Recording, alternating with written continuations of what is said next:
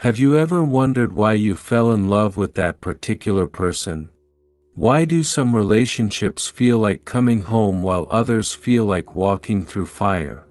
Why certain people appear in your life at exactly the right, or wrong, moment? What if I told you that, according to ancient Buddhist wisdom, the person sleeping next to you tonight, the one who broke your heart last year, or the soulmate you're still searching for, none of these connections are accidents. Every single relationship in your life has been written in the stars of karma long before you ever met. Welcome to Buddha Coha, where ancient wisdom meets modern life. Today, we're delving into one of Buddhism's most profound teachings on love and relationships, the invisible threads of karma that bind us to one another across time and space. Part 1: The Ancient Story of Karmic Love. Let me share with you a story from the time of the Buddha, one that has been passed down through generations. There once lived a young woman named Visakha, known throughout the land for her wisdom and kindness. When it came time for her to marry, many wealthy suitors approached her father, each offering magnificent dowries. Yet Visakha felt no connection to any of them. Her heart remained unmoved, like a still pond undisturbed by the wind. One day, a humble merchant's son named Punavadhana arrived in the city. He wasn't the wealthiest, nor the most handsome, but the moment their eyes met in the marketplace, something extraordinary happened. Both felt a recognition so deep, so profound, it was as if they had known each other for 1,000 lifetimes. Their families were puzzled. Why would Visakha, who could have anyone, choose this ordinary merchant's son? But when they married, their union became legendary for its harmony, mutual respect, and deep spiritual connection.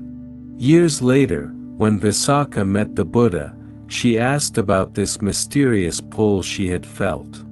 The Buddha smiled knowingly and revealed that in countless past lives, she and Punavadhana had been connected, sometimes as family, as friends, as teacher and student. They had built bonds of kindness, support, and genuine care across lifetimes. Their marriage wasn't random, it was the beautiful culmination of seeds planted long ago. But here's where the story takes an interesting turn. The Buddha also mentioned that Visakha's initial suitors, the ones she felt nothing for, had also been in her past lives. Some had been rivals, others had been neutral acquaintances. The lack of connection wasn't personal, it was karmic. There simply weren't enough threads binding them together. Part 2: Modern Mirrors of Ancient Karma. Now, let me bring this ancient wisdom into our modern world with a story that might feel surprisingly familiar. Sarah was a successful marketing executive in New York City. At 34, she had everything: a corner office, a beautiful apartment, designer clothes. But her love life? That was a different story. She kept attracting the same type of partner, charming at first, emotionally unavailable later, and ultimately, someone who would leave her feeling smaller than when they met. After her fourth devastating breakup, Sarah found herself in therapy, angry and confused. "Why do I keep choosing these people?" she cried. "It's like I'm stuck in some cosmic joke." Her therapist, who happened to practice mindfulness-based therapy, introduced her to the concept of karmic patterns. Together, they explored not just her dating history, but her entire relationship blueprint, starting with her childhood. Sarah's father had been a workaholic, charming when present but mostly absent. Her mother had taught her, through example, that love meant constantly trying to earn someone's attention. This wasn't just psychology. From a Buddhist perspective, These were karmic lessons her soul had chosen to work through in this lifetime. But here's where Sarah's story gets interesting. Instead of seeing herself as a victim of bad karma, she began to understand something revolutionary. These painful relationships weren't punishments. They were teachers. Each emotionally unavailable partner was holding up a mirror, showing her where she was emotionally unavailable to herself. The Buddhist text, the Dhammapada, says, "All things appear and disappear because of the concurrence of causes and conditions. Nothing ever exists entirely alone, everything is in relation to everything else." Sarah started to see her relationships not as isolated incidents of bad luck, but as interconnected lessons in a larger karmic curriculum. Each partner had come to teach her something about self-worth, boundaries, and ultimately, self-love. Part 3: The Sacred Dance of Difficult Marriages. Now, I want to address something that many of you might be experiencing right now. What about those of you in difficult marriages? What about relationships that feel more like battlegrounds than sanctuaries? Let me tell you about David and Marie. They had been married for 15 years, and for the last 10, it had been what David called a slow-motion catastrophe. They fought about everything: money, children, whose turn it was to take out the trash. The love they once felt had been buried under layers of resentment, like sediment covering a once clear stream. David was ready to leave. He had one foot out the door when a friend invited him to a meditation retreat. He went, not expecting much, just wanting a break from the tension at home. During one meditation session, the teacher shared a profound Buddhist teaching about karma in relationships. She said, "The people who trigger us most are often our greatest teachers. They show us parts of ourselves we've refused to see." David had an epiphany. Every complaint he had about Marie, her need for control, her criticism, her emotional distance, was exactly the traits he exhibited at work. His employees could have written the same list about him. Marie wasn't just his wife, she was his mirror, reflecting his own unhealed wounds. But, and this is crucial, understanding karma doesn't mean accepting abuse or staying in toxic situations. The Buddha taught about the middle way, which includes knowing when to stay and work through karma, and when leaving is the karmic lesson.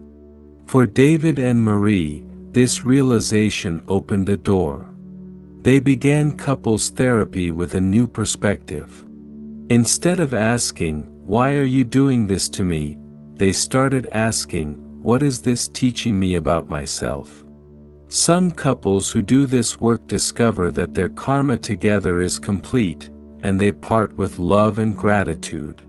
Others, like David and Marie, found that once they stopped fighting their mirrors and started learning from them, their marriage transformed into something neither had imagined possible: a true spiritual partnership. Part 4: Breaking the Chains of Karmic Patterns. So how do we break these patterns? How do we stop attracting the same painful relationships over and over? The Buddha said, "Nothing can harm you as much as your own thoughts unguarded." This is where the real work begins. Let me introduce you to Marcus, a 42-year-old teacher who had been single for 5 years after a series of relationships with partners who were critical and demanding. Marcus had resigned himself to being alone, thinking it was his karma to be unloved. But then he learned about something called karmic pattern breaking. This isn't some mystical ritual, it's practical, inner work that anyone can do. First, Marcus had to become mindful of his patterns. He started journaling and noticed something shocking. He was attracting critical partners because deep down, he believed he deserved criticism. This belief had roots in his childhood, yes, but from a Buddhist perspective, it went even deeper, into past life experiences his soul was ready to heal. Here's what Marcus did, and what you can do too: recognition. He observed his patterns without judgment.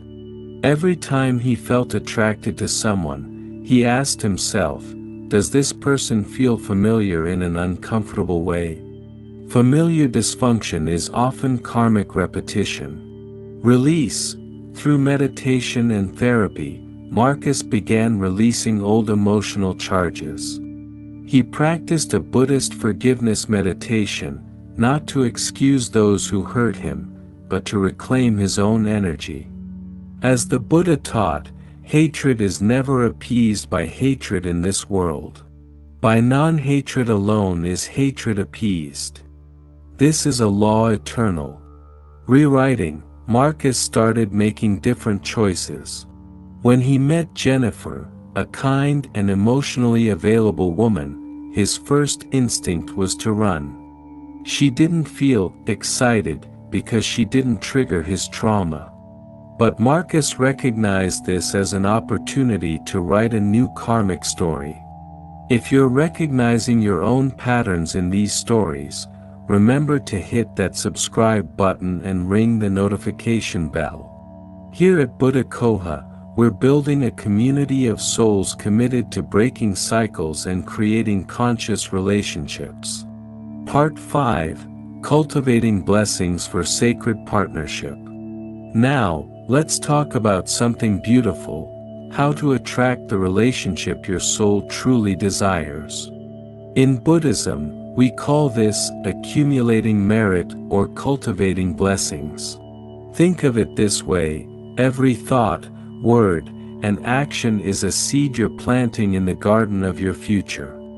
If you want roses, you can't plant thorns. Let me share the story of Anna, a woman who transformed her romantic karma most unexpectedly. After years of unsuccessful dating, Anna decided to try something different. Instead of focusing on finding Mr. Right, she decided to become Mrs. Right, not for someone else, but for herself. She began what Buddhists call merit-making practices, compassion in action. Anna volunteered at a homeless shelter every Saturday. Not to meet someone, but to open her heart. The Buddha said, thousands of candles can be lighted from a single candle, and the life of the candle will not be shortened. Happiness never decreases by being shared. Inner purification. She committed to a daily meditation practice, clearing out old emotional residue. Like cleaning a mirror so it can reflect clearly, she was preparing herself to recognize true love when it appeared. Living with integrity. Anna made a list of qualities she wanted in a partner: kindness, humor, spiritual depth, and then asked herself a tough question: am I embodying these qualities myself? She began living as if she were already in the relationship she desired, treating herself with the love and respect she hoped to receive. 6 months into this practice, something shifted. Anna's energy changed. She wasn't desperate or searching anymore, she was complete within herself. And that's when Tom walked into her yoga class. Tom later told her, there was something different about you. You were glowing, but it wasn't just physical. It was like you were lit from within. What Tom was seeing was the accumulation of merit, the blessings Anna had cultivated through her conscious actions and intentions. Part 6: The Spiritual Dimension of Lasting Love. But here's something crucial that often gets missed in our Instagram perfect world. Lasting love isn't built on attraction or even compatibility alone. It's built on something much deeper: spiritual alignment. The Buddha spoke of Kalyanamittata, spiritual friendship. He said this was the whole of the holy life, not half of it as his assistant Ananda had suggested. When this principle applies to romantic relationships, magic happens. Consider the story of James and Lily, married for 25 years. If you met them, you might wonder what keeps them together. They're different in almost every way. He's an introvert, she's a social butterfly, he's pragmatic, she's a dreamer. But they share something profound, a commitment to each other's spiritual growth. Every morning, they meditate together for 10 minutes. Not long, but consistent. Every evening, they share 3 gratitudes, including at least one about each other. When they fight, and they do fight, they have a rule: before going to bed, they must each share one thing they learned about themselves from the conflict. Lily says, "Our marriage isn't perfect, but it's conscious. We see our relationship as a spiritual practice, a dojo for the soul." This is what the Buddha meant when he taught about right relationship. It's not about finding someone who never triggers you. It's about finding someone committed to waking up alongside you. Part 7. When Karma Brings Loss and Letting Go. Now, we need to address something painful but important. What about when karma takes someone away? What about divorce, death, or relationships that must end? Buddhist teacher Pema Chodron says, "Nothing ever goes away until it teaches us what we need to know." Let me tell you about Robert. His wife of 30 years, Susan, passed away from cancer. In his grief, Robert was angry at karma, at Buddhism, at any philosophy that suggested this was somehow meant to be. But as months passed, Robert began to understand something profound. Susan's death wasn't a punishment or a cosmic cruelty. Their time together had been complete, beautifully, perfectly complete. They had given each other everything they were meant to give in this lifetime. In Buddhism, we learn about impermanence, that everything that comes together must eventually come apart.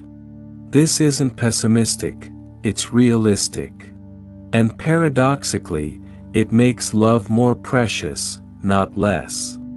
Robert realized that grief itself was a form of love with nowhere to go.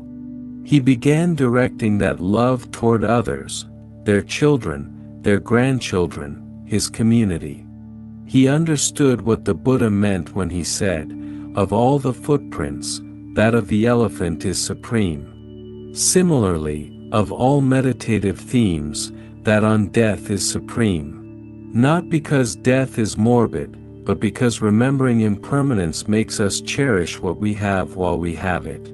Part 8. Practical Steps to Transform Your Relationship Karma. So where do we go from here?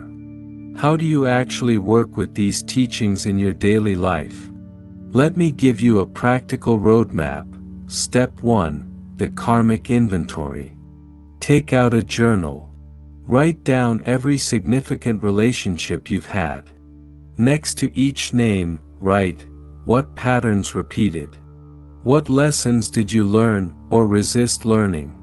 What feelings still need resolution?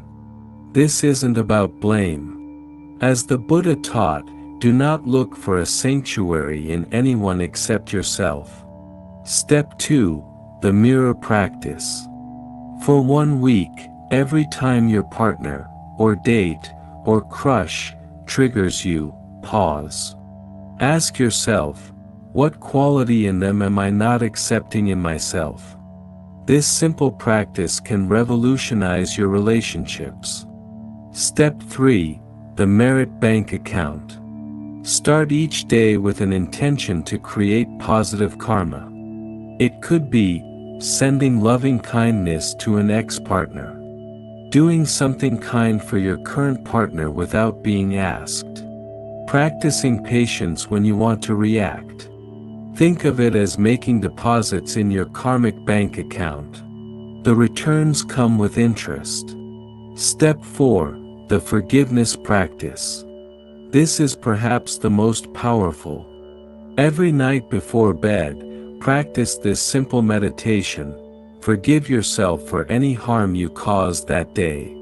Forgive others for any harm they caused you. Send loving kindness to all beings, especially those in your relationship sphere. Remember, forgiveness doesn't mean accepting unacceptable behavior.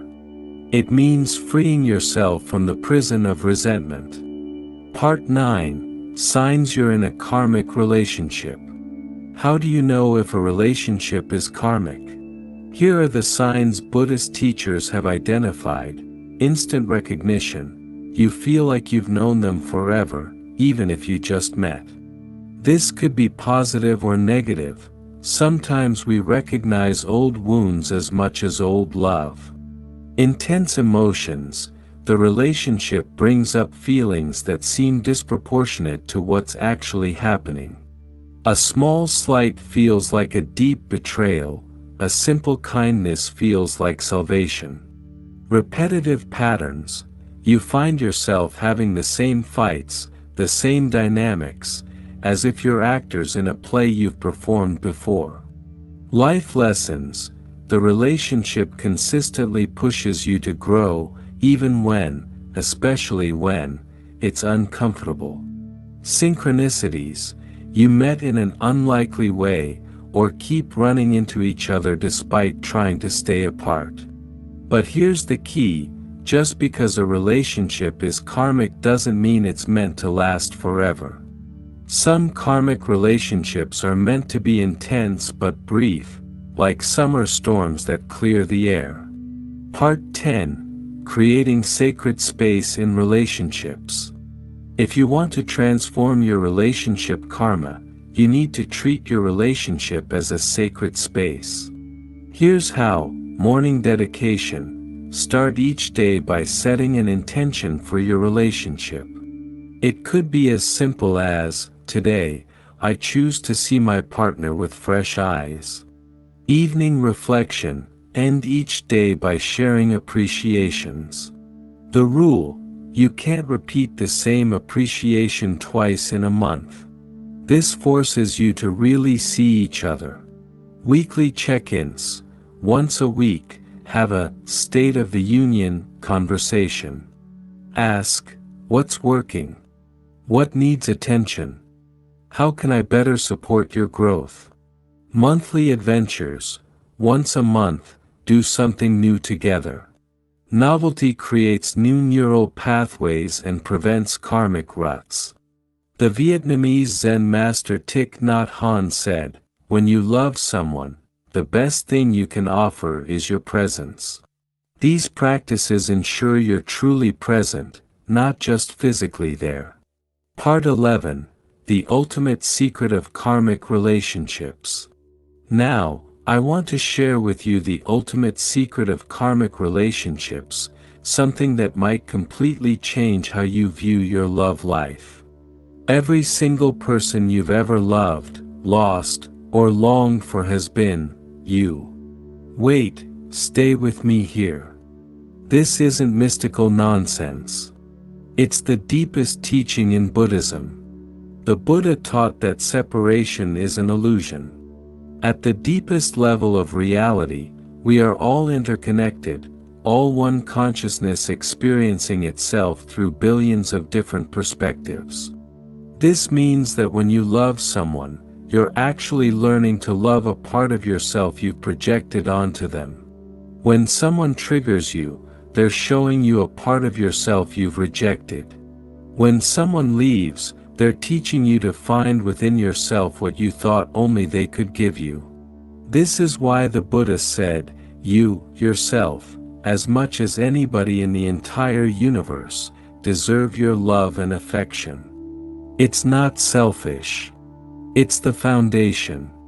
Because you can only love another to the degree that you love yourself. You can only accept another to the degree that you accept yourself. Part 12. A Modern Love Story of Transformation. Let me leave you with one final story that brings all of this together. Maya was 45, twice divorced, and had sworn off love. "I'm done with karma," she joked to friends. "I'm retiring from relationships." But life had other plans. She met Paul at, of all places, a Buddhist meditation retreat. He was everything her ex-husbands weren't: quiet where they were loud, gentle where they were aggressive, present where they were absent. At first, Maya resisted.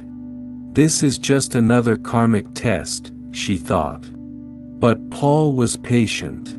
He had his own karmic history, a string of relationships where he'd been too passive, too accommodating, losing himself in the process. Here's what made their relationship different: they decided to be conscious about their karma from day one. They actually sat down and shared their relationship histories, their patterns, their fears. They made agreements. Maya would practice trusting instead of controlling. Paul would practice asserting his needs instead of disappearing. Both would view conflicts as opportunities for growth, not threats to the relationship.